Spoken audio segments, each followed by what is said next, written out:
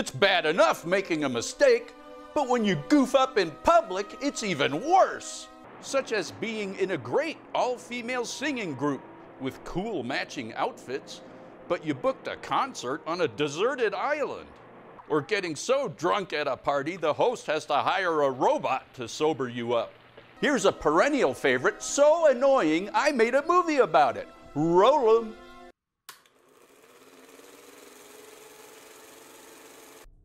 Dead space.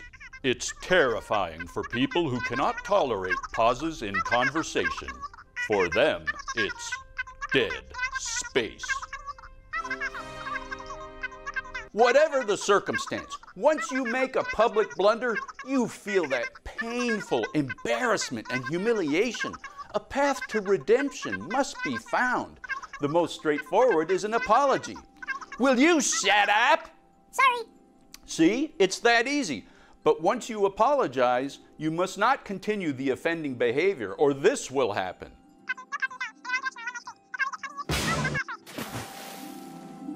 Another way to recover is by doing a public good deed to counteract your bad behavior. For example, you could help find a small child's bracelet that they lost in the lake, or use the tactic of simply letting time pass. As the saying goes, today's newspaper is tomorrow's toilet paper. Now that you know how to bounce back from a public embarrassment and to go see my upcoming movie, fill up that dead space in your head by staying in contact with the infinite.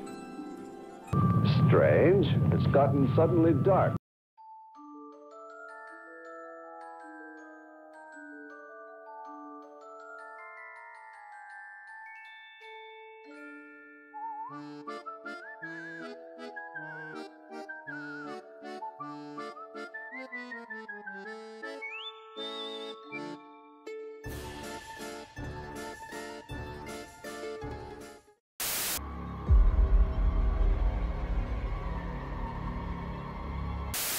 Listen up, Hepcats. Torpor's got a big surprise for you.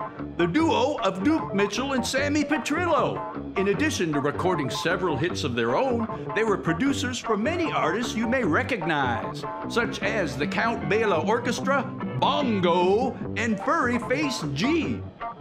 Time for me to stop gum flapping and get your toes tapping by counting down Mitchell and Petrillo's 6 top hits in the number 6 position. Grab your aspirin and hang on. It's Headbanger by Bongo. Bongo, bongo, papao, colihao, and poi poi.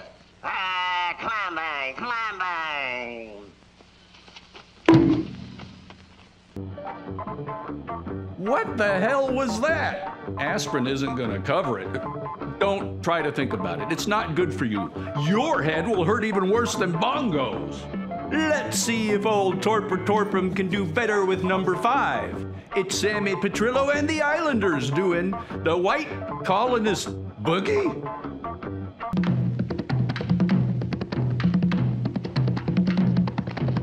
That one might even be worse. There's so much wrong with it, it'd be easier to make a list of what's right about it. At this point, it's a roll of the dice on number 4. It's The Game by Duke Mitchell.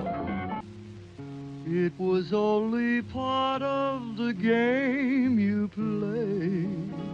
Given these songs, if they're playing a game, I wish they would let us in on the rules. I don't even feel like I'm on the same board. Torpor, not giving up. Torpor won't let you down. Indeed I don't. At number 3 is Indeed I Do by Furry Face G. Do I love you? Oh my, do I, baby? Did I do? You gotta admit, that's a big improvement over the first 3 songs. That had some animal magnetism to it. But seeing as how it was the best song so far, why'd they lock him up for it? Now we're gonna tone it down because we got some heavy lyrics that grapple with science and humanity. The Count Bela Orchestra doing Evolution. Scientists have proven that all living things originated in a process of evolution. They also know that there is a growth force that tends to make genetic changes physiologically and morphologically.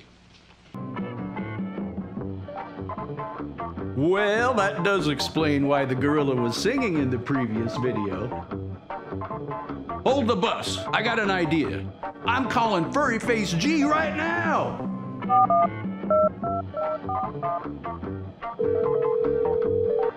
G, Torpor Torpum, I got a great idea, man, for your stage show. You're the singing, swinging gorilla. And you start your first song after getting on stage by swinging in on a vine. Thanks for thinking about it. At last, folks, the #1 hit, the second Duke Mitchell song in the top 6, called The One. You know that I'm the one who found you. Who died and made him Christopher Columbus? It's just awful. 2 white guys drop in on an already inhabited island to make a mess of it. Torpor Torpum's a music program, not a class on the history of Western civilization. Well, teaching that gorilla how to sing seemed like a groovy thing to do, but that was probably the Peace Corps or Doctors Without Borders. Torpor Torpum saying the recipe for happiness is a simple one. Colonial imperialism is a drag, man. Don't go barging into someone else's country without an invitation. And if you're fortunate enough to have an invitation, at least learn how to behave yourself by staying in contact with the infinite.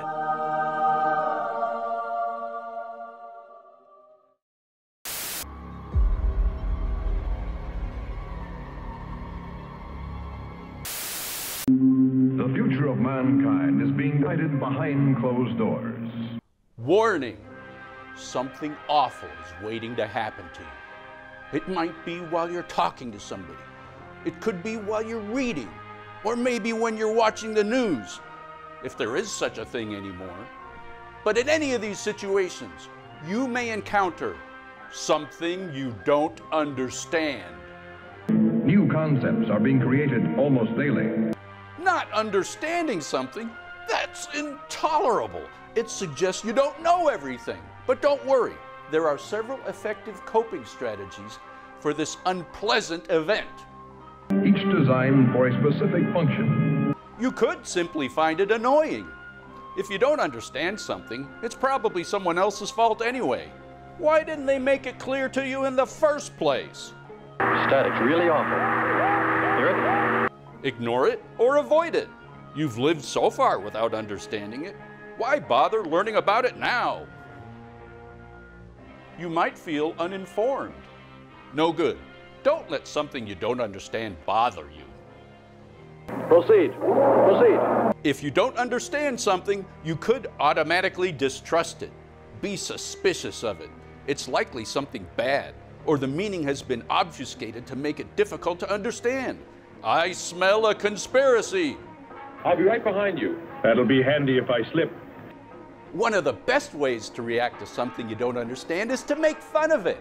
Act like it's stupid and ridiculous, and no one who matters would be interested in it, except an intellectual egghead buried in a room full of books or some goofy scientist. Must continue to work the laws of mathematics. There's always a precise probability. Mathematics, my proof. Mathematics, my... Another option is to be disgusted by what you don't understand. It's repulsive, worthless, and shouldn't even be allowed to exist.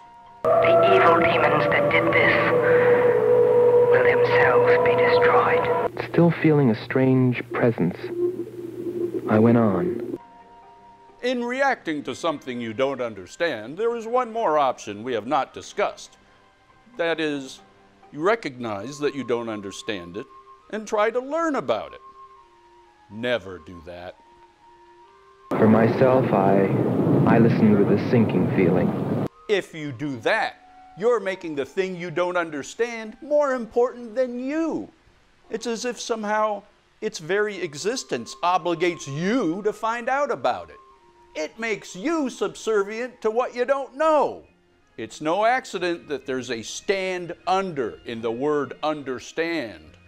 Do you understand? Awaken. I proclaim that you do not subjugate yourself to that which you do not understand.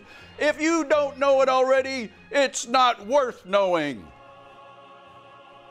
Adhere to the motto, if I don't understand something, I don't care, and I'm proud of it.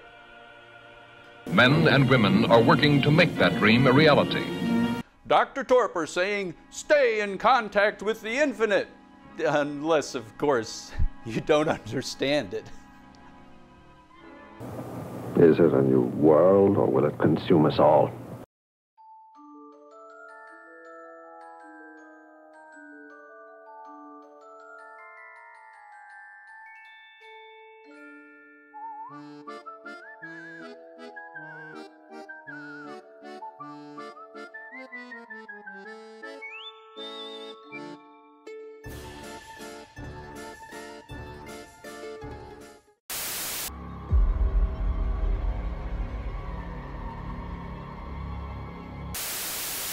Please excuse my appearance. I'm dressed more casually than usual because I'm treating myself to a spa day.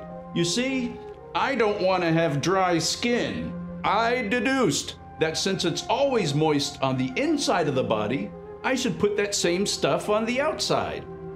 How do I do it? Well, I knew someone who had high blood pressure. I said I could fix that. I am a doctor after all. When I made an incision into the jugular vein, blood gushed out like a geyser, highly pressurized. Now, they definitely have lower blood pressure. In fact, to be honest, kinda stagnant. So, as a result, my skin is getting thoroughly moisturized. After all these centuries, Countess Bathory was right. Try not to get any in your mouth. It really doesn't taste very good. Dr. Torpor recommending you use an effective skincare regimen to have a complexion for the ages and the infinite.